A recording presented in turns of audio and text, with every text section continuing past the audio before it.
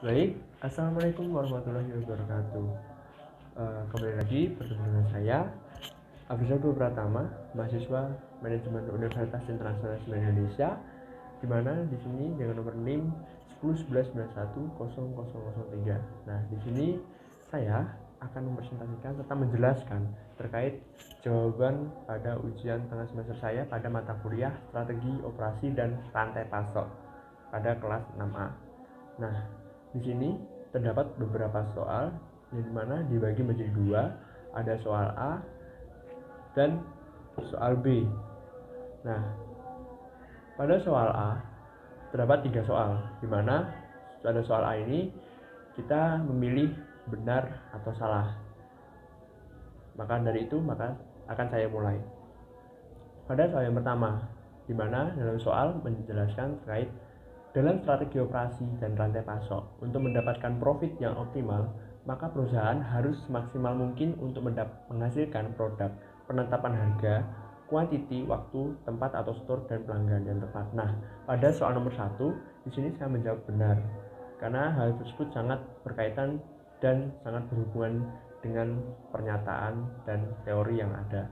Lalu soal nomor 2 ya adalah dalam sebuah supply chain terdapat 3 jenis aliran, di mana ada materials, information, dan cash and funds, di mana alirannya dari customer ke supplier kecuali cash and funds ke arah yang sebaliknya. Nah, pada soal nomor 2 ini saya menjawab salah.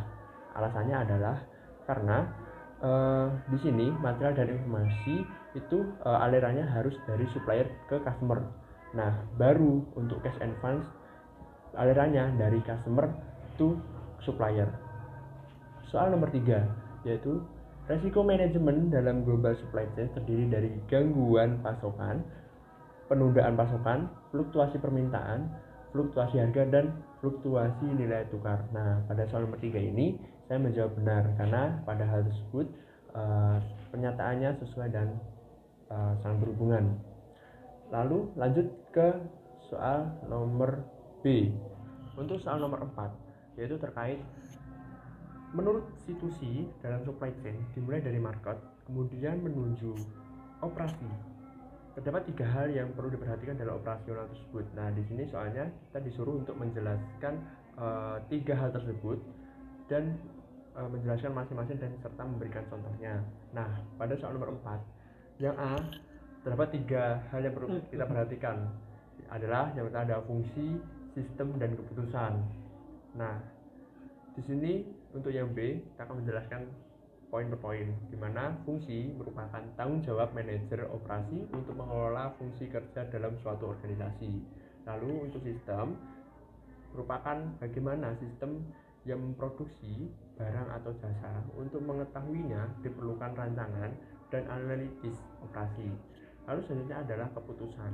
Keputusan sebagai unsur penting dalam pelaksanaan manajemen operasional. Oke, selanjutnya pada soal nomor 5, yaitu pada dalam soal tersebut kita disuruh untuk menjelaskan terkait grafik bullwhip effect. Nah, yang kita ketahui dalam strategi operasional dan rantai pasok, salah satu tujuan pembelajaran SORP adalah untuk mengoptimalkan bullwhip effect. Nah, di sini kita diminta untuk memberikan penjelasan terkait apa sih itu bullwhip effect. Dan lalu yang kedua adalah berikan penjelasan terkait gambar di atas dan berikan contoh efek bullwhip yang terjadi di masing-masing tahapan proses tersebut. Nah, di sini saya akan menjelaskan terkait jawaban saya. Nah, jadi pada nomor 5 ini untuk yang poin A, bullwhip effect merupakan fenomena bertambahnya variasi kuantitas demand ketika bergerak upstream sepanjang supply chain, atau variasi merupakan penyimpangan dari harga rata-rata. Distorsi informasi sepanjang supply chain dimungkinkan bertambah dengan bertambah kompleksnya mata rantai bisnis dalam supply chain. Distorsi informasi pada setiap chain sepanjang supply chain akan berdampak pada keperluan tentang jumlah pemesanan atau order quantity, kebijakan persediaan atau inventory policy, dan tentu saja biaya cost. Untuk poin 5B, penjelasan terkait grafik the bullwhip effect di atas adalah sebagai berikut. Dari grafik di atas, kita dapat melihat bahwa terdapat sedikit perubahan dalam permintaan pelanggan, kembali ke tahap bisnis hulu fluktuasi yang sangat besar, yang mana hal tersebut merupakan bullwhip effect yang muncul dalam fenomena rantai pasok, dan semakin besar di tingkat rantai pasokan, maka akan semakin jelas fenomena bullwhip effect terlihat. Karena ini adalah fenomena pemasok hulu sering perlu untuk mempertahankan lebih banyak tingkat persediaan daripada pemasok hilir. Nah, terdapat beberapa penyebab terjadinya bullwhip effect. Yang pertama adalah informasi tunggal demand forecast dan demand informasi distorsi. Yang kedua, fluktuasi harga rantai pasokan pada setiap node enterprise. Yang ketiga, pesanan massal dan waktu tunggu. Selanjutnya, kompleksitas rantai pasokan itu sendiri dan multi level. Selanjutnya, terkait pertukaran informasi dan permainan informasi yang buruk. Dan yang terakhir adalah produk kekurangan pasokan. Selanjutnya pada soal nomor 6, yang mana pada soal tertulis tujuan utama perencanaan agregat adalah untuk mengidentifikasi parameter operasional berikut selama jangka waktu yang ditentukan. Jelaskan apa yang dimaksud dengan. Nah, di sini terdapat beberapa poin, di mana yang pertama adalah production rate. Production rate ini merupakan kapasitas produksi terpasang guna untuk mengubah bahan baku menjadi barang jadi yang didasarkan pada tingkat kebutuhan modal dan keuntungan. Selanjutnya, poin workforce, yaitu merupakan setiap orang yang mampu melakukan pekerjaan guna menghasilkan barang atau produk serta jasa, baik untuk memenuhi kebutuhan diri sendiri maupun masyarakat. Poin selanjutnya adalah overtime, yaitu merupakan pekerjaan yang dilakukan lebih dari jam kerja reguler.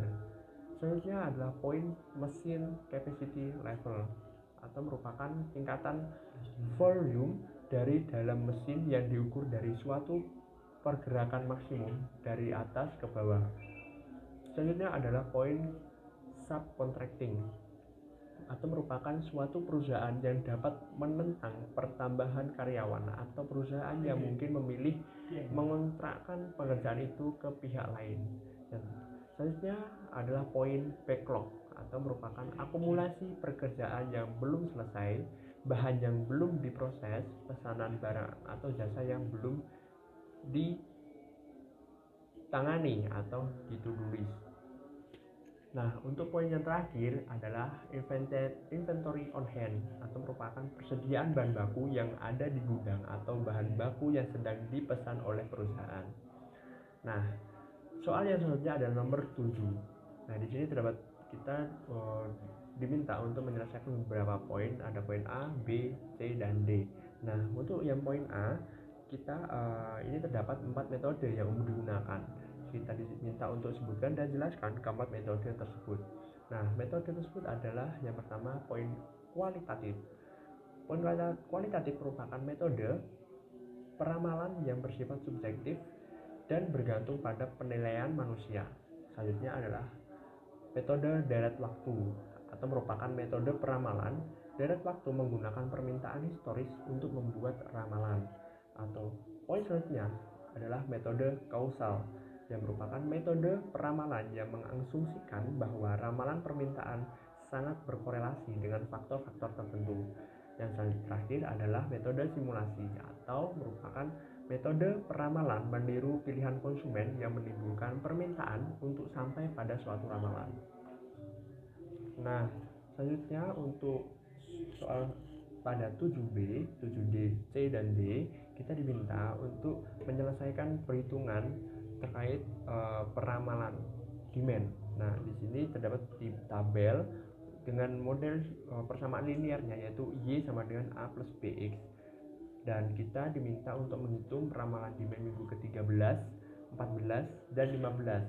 Setelah itu kita diminta untuk menentukan atau mencari terkait moving average 3 minggu ke-13, 14, 15, dan yang terakhir kita untuk menentukan terkait moving average 6 minggu ke 13, 14, dan 15. Nah, di sini untuk menentukan hal tersebut dengan metode model persamaan linear Y sama dengan A plus BX, pada rumusnya yaitu forecast time sama dengan jumlah permintaan dalam N periode sebelumnya dibagi jumlah N periode. Nah, untuk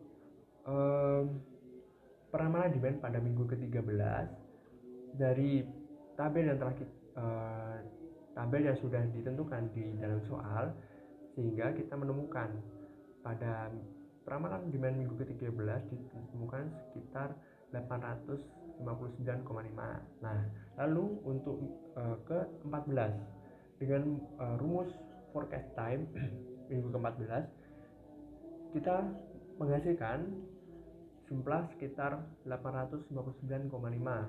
Setelah itu untuk minggu ke-15, yaitu dengan menggunakan rumus forecast time, kita dapat menemukan forecast time tersebut pada minggu ke-15 yaitu 802,2. Nah, pada poin B kita sudah menentukan terkait peramalan demand pada minggu ke-13, 14 dan 15. Setelah itu pada poin C kita diminta untuk menentukan moving average pada 3 minggu ke minggu ke-13, 14 dan 15, di mana pada rumusnya hampir sama dengan forecast time, yaitu jumlah permintaan dalam N periode sebelumnya dibagi dengan N. Nah, pada moving average 3 minggu ke-13 ditemukan sejumlah 899. Lalu moving average 3 minggu ke-14 ditemukan 895,16. Lalu moving average 3 minggu ke-15 ditemukan dengan hasil 881,33. Nah, setelah kita menemukan moving average 3 minggu, kita diminta untuk menentukan moving average 6 minggu pada minggu ke-13, 14 dan 15. Nah, pada minggu ke-13 ditemukan dengan nilai 875. Lalu moving average pada minggu ke-14 dengan rumus dan model persamaan linear yang sama, kita menemukan hasilnya sekitar 864,91. Lalu untuk moving average pada 6 minggu ke-15 ditemukan 876,66. Nah, mungkin itu saja yang bisa saya sampaikan dan saya jelaskan terkait jawaban saya pada ujian tengah semester pada semester kali ini. Terima kasih atas perhatiannya. Mohon maaf apabila ada salah kata. Wassalamualaikum warahmatullahi wabarakatuh.